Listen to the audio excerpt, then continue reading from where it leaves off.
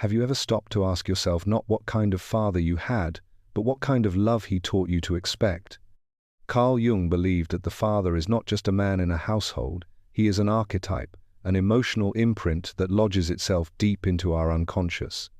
He becomes, whether present or absent, the blueprint for how we learn to relate to the world. Authority, safety, structure, approval, all filtered through the experience of him. We rarely question it. We grow up, fall in love, get heartbroken, try again. But underneath all of this to attraction, our boundaries, our needs is the silent echo of how we once tried to earn our father's attention, his approval, or maybe just his presence.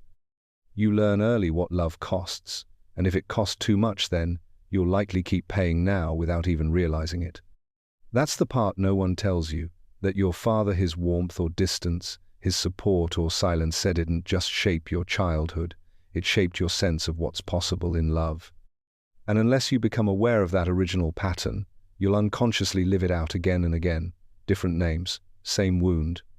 The man or woman you fall for, the way you communicate, what you tolerate, what you chase, what you run from, it's all built on a model you never consciously agreed to.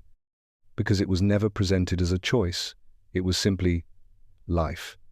But here's the truth, until you unpack what father has meant in your life, you will struggle to recognize what real love even looks like, because real love doesn't recreate old pain. It doesn't require you to earn your worth. It doesn't keep you guessing. That's not love. That's a memory disguised as a relationship. So the question becomes, are you in love with the person in front of you, or are you still trying to heal the part of you your father couldn't reach? Love doesn't begin when someone else arrives. It begins when the past stops running the show, and sometimes the first person you need to break up, why this the version of your father that still lives in your decisions. You carry your father with you whether you know it or not just in your features or your gestures, but in how you love, how you leave, and how you let yourself be loved. It's not always obvious. In fact, that's what makes it so powerful. Because the things you couldn't say to him, the things he never gave you, the things you learned to expect or fear, all of that becomes emotional DNA. You don't think about it, you become it. Some people spend their entire lives repeating their father's story. Same control, same silence, same inability to say, I'm proud of you, or I'm here. Others go to the opposite extreme. They reject everything he stood for. They run from his anger, avoid his coldness, rebel against his rules. But in both cases, their choices are still dictated by him. That's the invisible inheritance. You either mirror your father's traits or you react to them. But either way, you're still in orbit around a center that isn't you. And that's where love becomes confusing. Because you're not choosing from presence, you're choosing from pattern. You say you want connection, but you avoid vulnerability because your father taught you that emotions are weakness. You say you want peace, but you're addicted to chaos, because that's what love looked like at home. You say you want to be seen, but you pick partners who only see fragments because that's all you ever got. This is how lineage works, not just through blood, but through behavior, through unspoken beliefs passed down like heirlooms. Don't ask for too much, keep the peace, prove yourself, earn love. These messages don't always come in words. They come in tone, in absence, in what was never said. And so, you find yourself loving people who feel strangely familiar, not because they're right, but because they fit the script. But the good news is this: once you become aware of the pattern, you can rewrite it. You can return the inheritance that was never truly yours to carry. You can stop confusing loyalty to your pain with loyalty to your family. You don't have to keep reliving someone else's emotional blueprint. You can build your own. And it starts with one brave question: what part of my father am I still dragging into my search for love? Before you ever knew what it meant to love, to trust, or to feel safe with someone, you learned how to look, and the first man most of us ever looked to was our father. Carl Jung saw the father not just as a parent, but as a symbolic gateway to the outer world, a figure who represents law, structure, consequence, and identity. Your father is the first male mirror. What you see in him, you will later search for, repeat, or reject in every man that follows. If you're a daughter, your father was the first man to show you what attention feels like, or what its absence creates. How he handled your emotion show, he responded when you cried, when you achieved, when you failed became the unconscious script for what you now expect from male presence. Did he protect or did he control?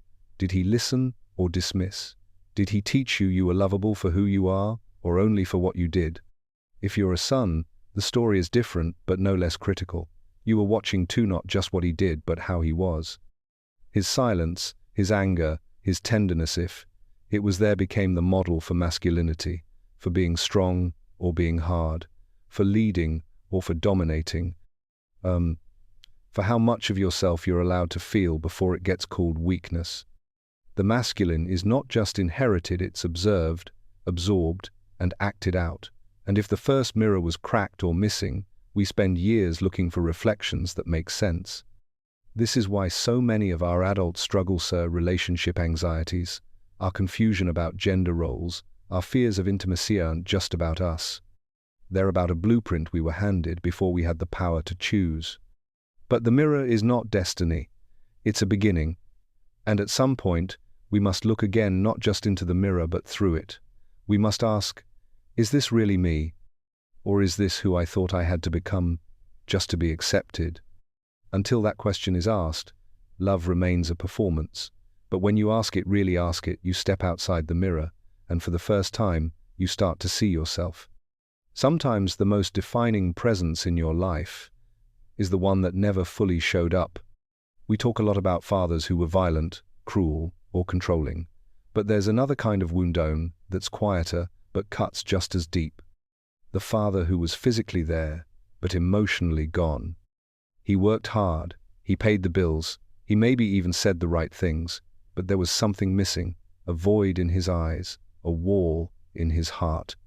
A silence you felt every time you needed more and didn't know how to ask. That's the thing about absence, it doesn't always come in the form of abandonment. Sometimes it looks like duty without warmth, conversations without connection, presence without presence. And yet, that absence leaves a mark. It doesn't scream, it whispers, it tells you not to bother anyone with your feelings. It teaches you that needing is dangerous. That to be safe is to be self-reliant. That love is uncertain, distant, or conditional. Some children of emotionally absent fathers grow up with hyper-independency, a belief that you must handle everything alone because no one will ever truly hold you. Others develop anxious attachment, constantly seeking reassurance, terrified of abandonment, always waiting for the other shoe to drop. And then there's the deepest scar, the belief that your emotions are too much, that being vulnerable makes you a burden, that you only get attention when you're useful, not when you're hurting. Silence becomes a form of inheritance. You carry it like a secret. You date people who don't listen. You overfunction. You underask. You apologize for taking up space. And maybe you've never made the connection. Maybe you thought, it's just how I am, but it's not. It's how you learned to be in a house where love didn't know how to reach you. But here's the quiet revolution. Emotional absence doesn't have to define your emotional future. You can learn to show up for yourself in the way he never could. You can unlearn the silence by naming it. You can give yourself permission to feel without fear. Because the father who couldn't hold your heart doesn't get to hold your future. And every time you choose presence in your body, in your words, in your love, you are breaking the chain. You are ending the inheritance. You are coming home. There's a kind of wound that doesn't bleed but still hurts every time someone gets too close. Carl Jung called it the shadow, the part of ourselves we deny, suppress, or avoid. And within that shadow often lives one of our most silent, unresolved pains, the father wound. It doesn't always come from something dramatic. Sometimes it's not abuse, it's neglect, it's inconsistency. It's the ache of never knowing if you were truly enough in his eyesore, just convenient, useful, tolerated. Sometimes the wound is carved not by what he did, but by what he never could be. This wound doesn't always scream, but it shapes. It shows up in who we love, how we love, and what we tolerate in the name of love. And here's the truth many avoid. If you never had a father who saw you clearly, you will spend years trying to get that clarity from people who don't have the eyes to see you either. Jung believed that whatever we don't heal becomes fate. We repeat it, chase it, recreate it, until we finally confront it. And the father wound is no exception. You might think you're looking for connection, but your heart is actually trying to finish a sentence that was never spoken. You date someone emotionally distant not because it feels good, but because it feels familiar. You fall for someone who only loves conditionally because that's what love has always meant. You overgive, overplease, overfunction, hoping this time it will be enough to earn the love you couldn't get before. This is not weakness, it's not drama, it's an ancient part of your psyche trying to resolve something it never had the power to fix.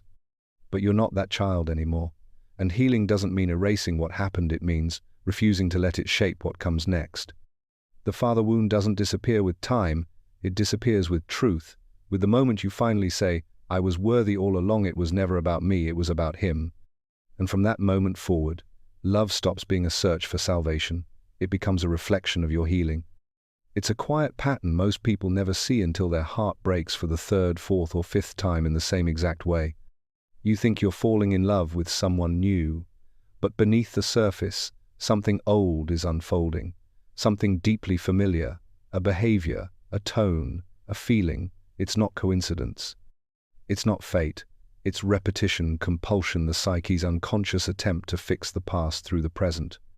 You see, when your father couldn't give you what you needed, attention, affection, protection, your mind filed that away not as his limitation but as your deficiency. So you grew up chasing closure disguised as love, trying to win with a partner what you couldn't win with your father. You attract the same emotional unavailability, the same control, the same silence. You become the child again, proving, pleasing, waiting, hoping that this time, if you love hard enough, it will finally be different. But it never is, because you're not in a relationship, you're in a reenactment. Even if your partner is nothing like your father on the surface, the dynamic feels eerily familiar. You're triggered in the same places. You shrink in the same way. You betray yourself just enough to keep them close. But here's the truth. This isn't about them. It's about what your nervous system recognizes as love, even if it hurts. Some chase what they lacked. Others become what they feared. You might become your father, emotionally distant, avoidant, unable to connect. Or you attract someone like him because, deep down, the child inside you still believes that if you can just make this one work, you'll finally be healed. But love is not a therapist, and your partner is not your parent. No one can fix the past for you. The real shift happens when you see the pattern clearly, not with blame, but with compassion. When you stop asking your partner to finish a conversation your father never started. Healing begins the moment you stop confusing repetition with resolution. The moment you realize you don't need to choose people who echo the pain, you need to choose people who witness your healing. Because love isn't about recreating what hurt, it's about rewriting what's possible. There's a kind of father who loves, but doesn't know how to let go, who cares, but in a way that cages. And at first it looks like protection, boundaries, high standards, morals. But as you grow, you realize it wasn't just protection, it was containment. And slowly, you stopped breathing. Carl Jung believed the father archetype represents law, structure, and authority. But when that structure becomes rigid, when that law becomes dogma, when that protection becomes control, it no longer shelters, it suffocates. Maybe your father was the kind who warned you constantly about boys, about your body, about failure, about danger. Maybe he said things like, I'm just trying to protect you, while policing your freedom, your voice, your curiosity. Or maybe he watched your every move, not to understand you, but to shape you into who he thought you should be. And so, without even realizing it, your sense of self became tangled in a constant dance of permission. You learned to behave, to shrink, to silence certain parts of yourself, just to stay on his good side. The tragedy is this: the very man who was meant to show you the strength of your voice may have taught you to mute it. The one who should have helped you trust yourself made you doubt every impulse, every emotion, every yes that didn't come with his approval. This over-control doesn't fade when you grow up. It lives on in your relationships. You may fear freedom and call it danger. You may feel guilty when you set boundaries. You may associate sexuality with shame or worse. Keep choosing partners who recreate that same emotional policing. Because when the father becomes the prison guard, love becomes surveillance, and safety becomes fear dressed in rules. But here's the truth. Freedom is not rebellion, it's healing. And the moment you allow yourself to move, speak, love, or exist without looking over your shoulder for approval, that's when you begin to reclaim your life. You are not bad for wanting more. You are not ungrateful for seeking space. Sometimes the bravest thing you can do is love yourself beyond the limits your father once set. There's a kind of ache that follows you through life, a hunger that has nothing to do with food but everything to do with being seen. They call it father hunger, a deep, gnawing yearning to be chosen, acknowledged, validated. It's not always loud, sometimes it whispers, but it lives in the spaces where your father's love didn't quite reach. Maybe he was distant, maybe he was distracted, maybe he just didn't know how to love in the way you needed. And so you grew up watching his eyes, trying to earn attention with your achievements or your obedience. You learned to be good, to be useful, to prove your worth. Because deep down, a part of you believed love was something you had to earn, not something you already deserved. That belief doesn't disappear with age, it follows you. Into relationships where you overextend, where you tolerate too much, where you stay longer than you should because someone, even just for a moment, made you feel chosen. You tell yourself, this is love, but really, it's recognition hunger. You don't want just anyone, you want him, or someone who carries his silence, his praise withheld, his cold approval that left you starving for more. Father hunger makes you mistake intensity for intimacy. It convinces you that struggle is part of the deal. It makes you chase the emotionally unavailable, because that's the flavor of love you were first fed. It makes you afraid to ask for more, because you've been conditioned to feel grateful for crumbs. But here's the truth that cracks the cycle. You were never hard to love. You were just unseen by someone who didn't know how to look. And it's not your job to keep reenacting that hunger in the hopes that someone, finally, will feed it. Healing father hunger doesn't come from being chosen, it comes from choosing yourself. From sitting with the ache instead of running from it. From realizing that your worth isn't up for negotiation, not anymore. When you stop trying to earn what should have been given freely, you stop begging for scraps and start setting the table for real nourishment. And real love only enters once you believe you no longer have to prove you're worthy of it. There comes a moment, quiet but piercing, when you realize the voice holding you back isn't even yours. It's the voice that says, that's not good enough. The one that whispers, who do you think you are? The one that questions your every decision, every desire, every impulse to be bold, free, or seen. Carl Jung called it a complex and unconscious part of the psyche that splits off, formed in childhood and fueled by unresolved emotion. And for many of us, that complex carries the voice of the father. Not the literal voice, always, but the energy behind it. The tone he used when you made a mistake, the silence when you needed comfort, the way he talked about your body, your dreams, your worth. Even if he's no longer in your life, even alive, his echo lives on. In your perfectionism, in your shame, in the part of you that feels guilty for resting, scared of failing, or terrified of being too much. It's subtle, but powerful. You think it's your own voice, but it's not. You were just a child, absorbing everything, and when love came with correction, you learned to correct yourself. When pride came only after performance, you learned to perform endlessly. When mistakes were met with withdrawal, you learned to never mess up no matter the cost. And so now, as an adult, you carry this inner patriarch, a quiet, controlling voice masquerading as logic, safety, or discipline. But it's not protecting you, it's shrinking you. And it's time to name it. Because until you recognize that inner critic is a relic, not a truth, you'll keep obeying it like it's gospel. But it isn't. It's a ghost. And ghosts only haunt us when we don't see them clearly. So ask yourself, whose voice is this? Who am I trying not to disappoint? And if the answer is someone who didn't fully see you, love you, or know how to hold your heart, then maybe it's time to speak back. Because your life doesn't belong to that voice anymore. And real healing begins the moment you replace it with your own. There's a lie we've been told about healing, maybe the most dangerous one of all. That, in order to move on, we have to pretend it didn't really hurt. That forgiveness means forgetting. That peace means silence. That love means letting it all slide. But here's the truth. Forgiveness is not amnesia. It's not spiritual bypassing. It's not saying, it's okay, when it never was. It's not rewriting the story to protect someone who didn't protect you. Carl Jung said, You cannot heal what you do not face. And when it comes to the father wound, too many of us try to forgive from the surface while the roots of resentment and grief grow deeper underground. We say, he did his best, and maybe he did, but doing your best doesn't erase the bruise it left. We say, it's not that bad, because we're afraid of what will happen if we finally tell the truth. We say, I've moved on, but the ache still visits us in our relationships, our bodies, our doubts. You don't have to hate your father to admit that he hurt you. You don't have to cut him off to reclaim your peace.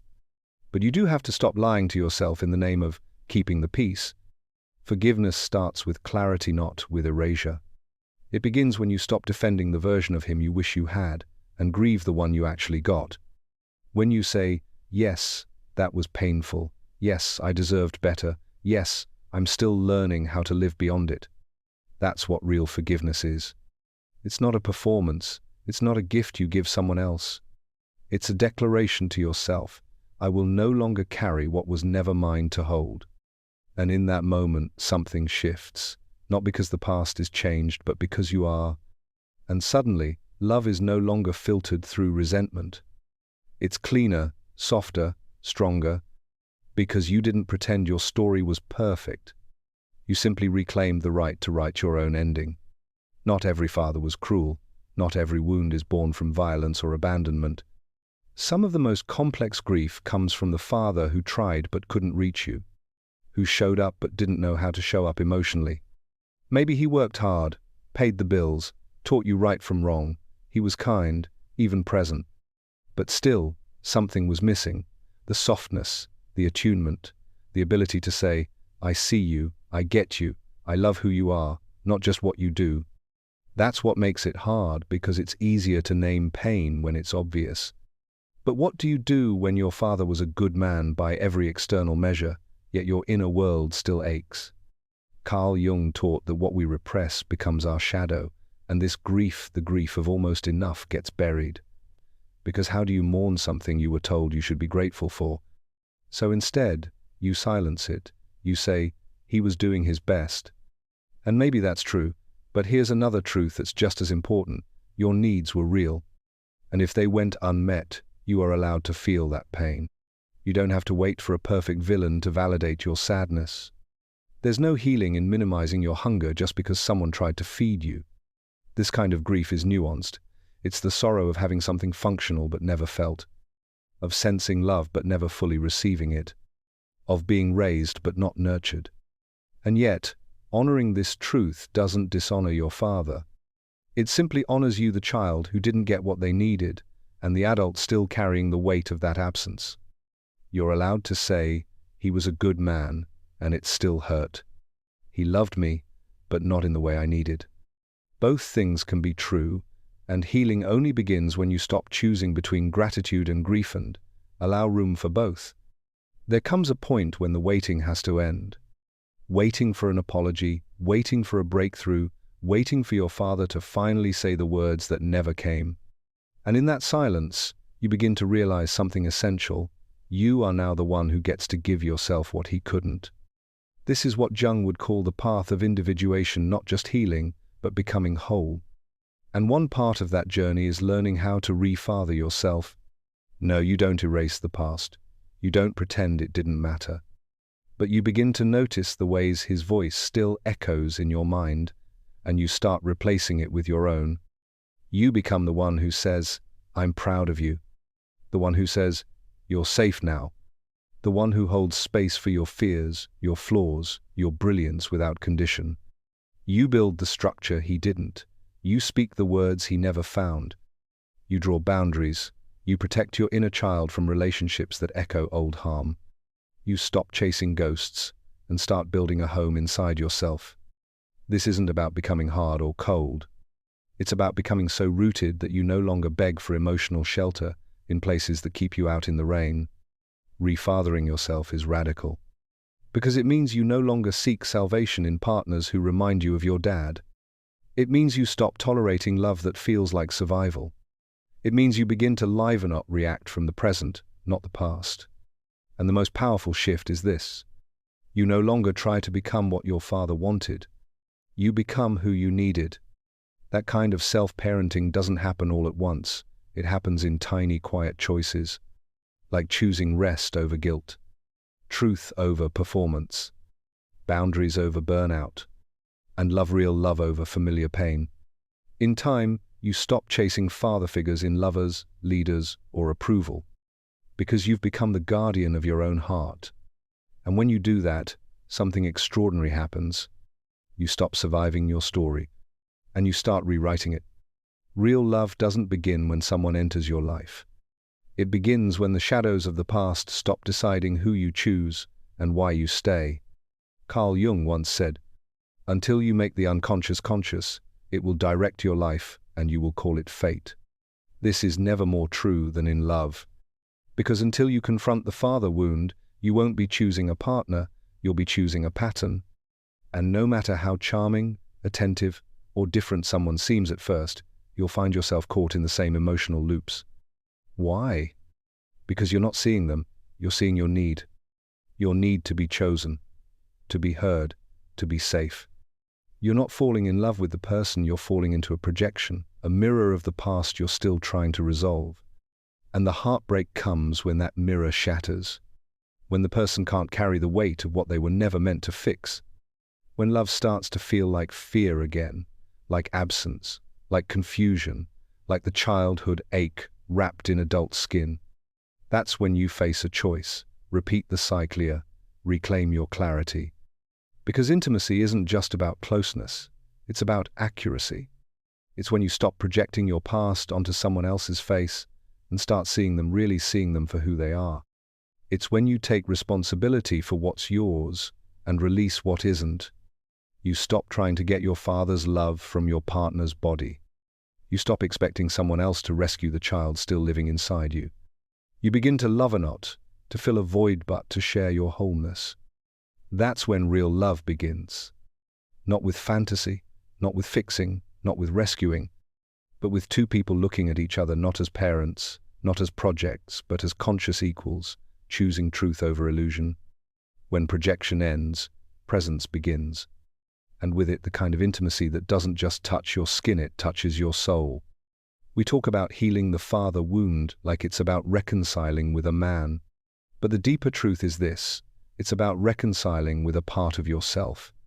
Carl Jung believed that within every person exists a masculine and feminine polarity energies that shape how we love, how we lead, how we live. But when the masculine is wounded through abandonment, aggression, absence, or distortion, it fractures something deep inside. For women, this often means distrusting the masculine entirely, not just in men but in themselves. They avoid structure, boundaries, discipline, or direction, associating them with domination, control, or pain.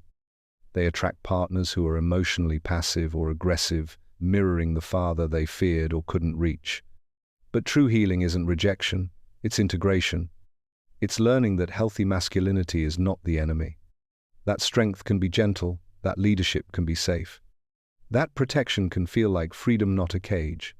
For men, it means facing the shadow of their own fatherland, the parts of themselves shaped in silence. The boy who was told not to cry. The teenager who learned that power meant withholding. The man who doesn't know how to love without control or how to feel without shame. To reclaim the mature masculine, a man must walk into the parts of himself that feel frozen. He must learn to speak where his father stayed silent, to feel where his father stayed numb, to create new models of power based not on fear, but on presence. Whether you're a man or a woman, the work is the same. To stop running from the masculine, to stop fearing it, to stop mimicking its wounds, and instead to embody it differently. This is not about gender roles. It's about energy, wholeness, balance. It's about saying, I trust myself to be soft and strong, to hold and surrender, to lead without losing my heart. When you reclaim the masculine within, you stop waiting to be saved or told who to be. You become your own compass, your own protector, your own guide. And from that place of integration, love becomes something entirely different. Not a search for wholeness, but a sharing of it. There is a moment quiet, almost imperceptible, when something inside you shifts. You're no longer chasing love, you're witnessing it. Not because you stopped wanting it, but because you stopped needing it to save you. Carl Jung taught that healing is not becoming perfect, it's becoming conscious. And at some point on this path, you realize that most of what you called love wasn't love at all.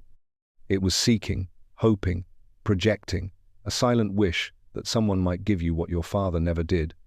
But real love doesn't come to fill a void. It comes when the void is no longer running the show. You stop searching for a father in your partner's face. You stop interpreting their silence as rejection or their affection as proof that you finally matter. You stop expecting them to carry the weight of a wound they didn't create. And you start to see them, not as a savior, not as a symbol, but as a person with their own shadows, their own pain, their own journey. This is the final shift, from seeking to seeing, from romance as redemption to intimacy as reality. You begin to love not because you need healing, but because you are healing. You listen without decoding. You give without calculation. You receive without guilt. You no longer need them to rescue you from your past because you've already done the hardest work. You faced it. You named it. You held the child inside you and told them the truth. You are already enough. And in that truth, love softens, it slows, it deepens. It's no longer a roller coaster, it's a mirror, a sanctuary, a place to grow, not just to cling. Because when you stop needing love to complete you, you become capable of real love. Love that breathes, love that listens, love that sees. And perhaps for the first time in your life, you finally see the one person you kept missing, yourself. Want to hear more of this? Then click on the video on the right-hand side, which is even more insane.